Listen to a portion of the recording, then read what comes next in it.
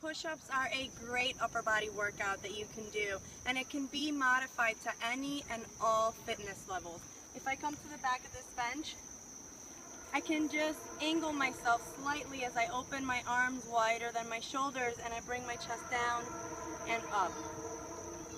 If this feels like it's easy enough, then I can modify it and make it a little harder as I come into the front of the bench. Now my angle has increased, therefore more gravity is against me, so the push-up becomes harder.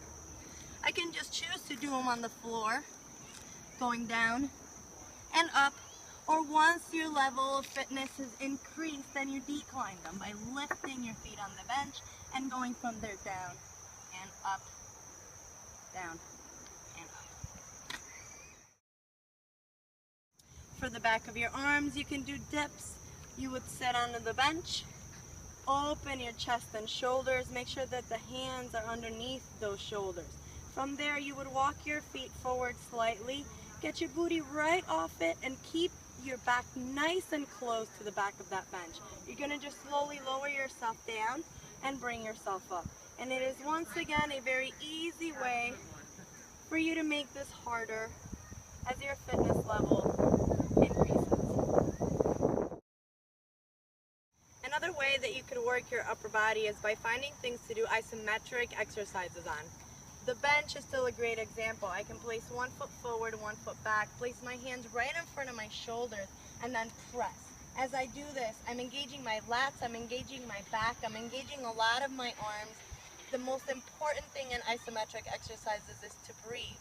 Once I begin to find fatigue, I make sure that I switch and I take it over to the other side. If you're doing more than one set, you can do 1 foot on one set and then 1 foot on the other set, making sure that you're really using all the pressure that you can to place on that bench.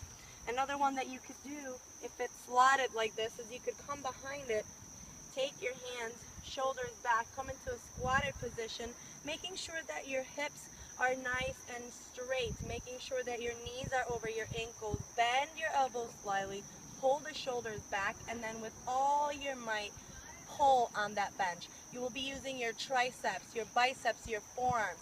You'll be increasing your fingertip strength as well as using your hamstrings to help keep you where you're at. As you can probably tell by now, benches are definitely something that I feel are a great tool when we're working out outside. For doing abs, the main thing is making sure that you keep that chest open, back straight, belly in. Very important to protect your spine. You will lean back slightly, making sure you're keeping your sit bones and not your tailbone on that bench. If you want to start with something a little bit easier and testing out your balance, you can just lift one side and then lift another side. If that feels comfortable, you'll start beginning to feel those lower abs work. As you begin to feel more comfortable, you might want to lift both legs off the ground. Then you can extend them and you can bend them in. You can extend them, you can bend them in. You can keep them out and play with your legs in any way, shape, or form, making this exercise a little bit more complicated. Another great way for us to be able to improve our core strength is by doing planks. Planks use an isometric or constant contraction of your muscles. In order to modify it, we can begin by using something that lessens the angle of our body from the ground. So we would start maybe on a bench, beginning by placing our hands right underneath our shoulders, walking our feet back as much as we can without compromising the length in our spine. We want to make sure that we have a straight line between our shoulders, our hips, and our ankles.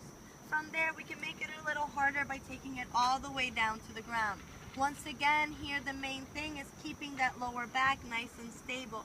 We don't want to see it come up or dip down. Very important to keep the spine nice and straight.